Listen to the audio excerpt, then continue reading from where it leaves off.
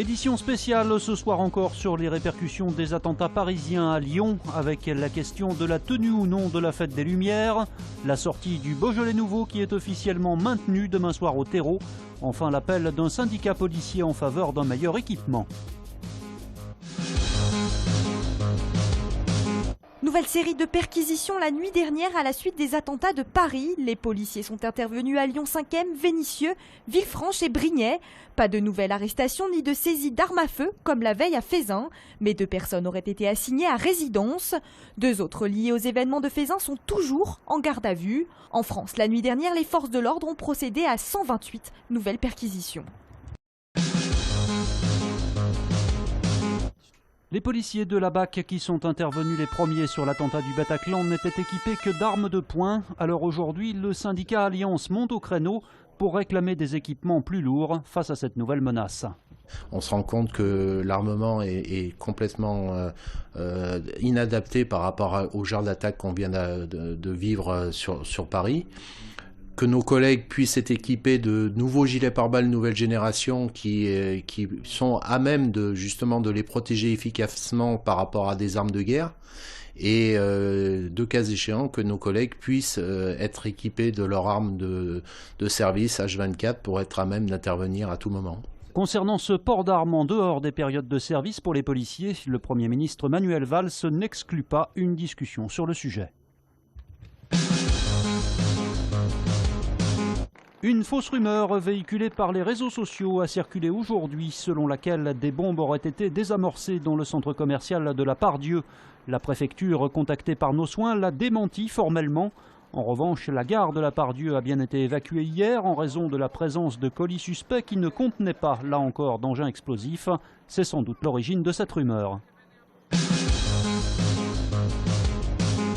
Les attentats de samedi m'ont décidé à venir aujourd'hui.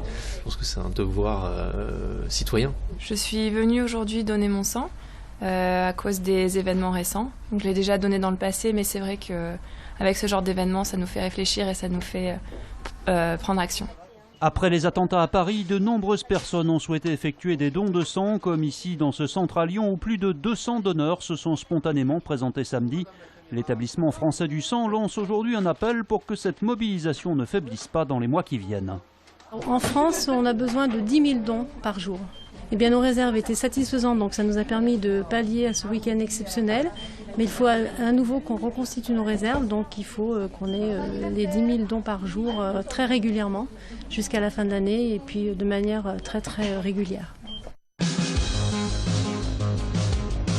Il est évident que si l'état d'urgence est maintenu, comme il semble que le président le souhaite pour les 3 mois, je crois qu'il sera probablement difficile de maintenir une fête de la lumière.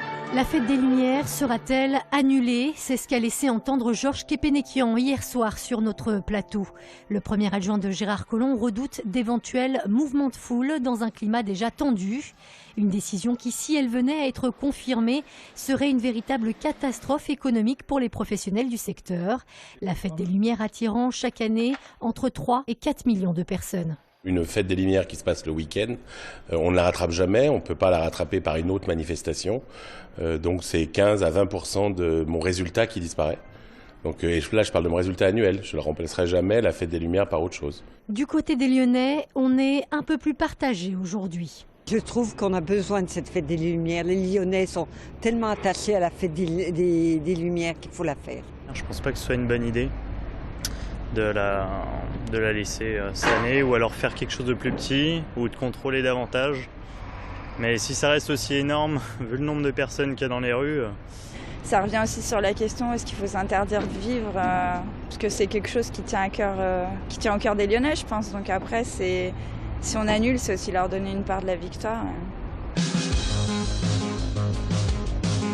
Si la question se pose encore pour la fête des Lumières, les festivités du Beaujolais nouveau sont, elles, maintenues. Demain soir, les Lyonnais pourront participer sur la place des terreaux à la traditionnelle soirée festive marquant l'arrivée du millésime 2015.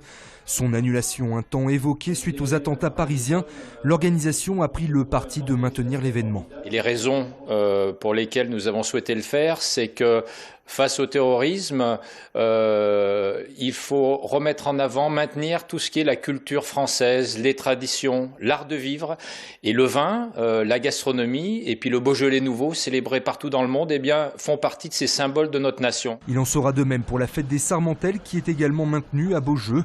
Pour l'équipe organisatrice, il a fallu cette année porter naturellement l'accent sur la sécurité. On a beaucoup discuté avec les pouvoirs publics pour mettre un système de sécurité en place digne de ce nom. On va employer en fait une agence de prestation de privé qui va s'occuper et plus bien entendu des renforts de gendarmerie. On va doubler largement l'effectif pour assurer la sécurité et le bon déroulement des festivités. L'année dernière, 3000 personnes avaient répondu présentes pour déguster le Beaujolais nouveau sur les terreaux.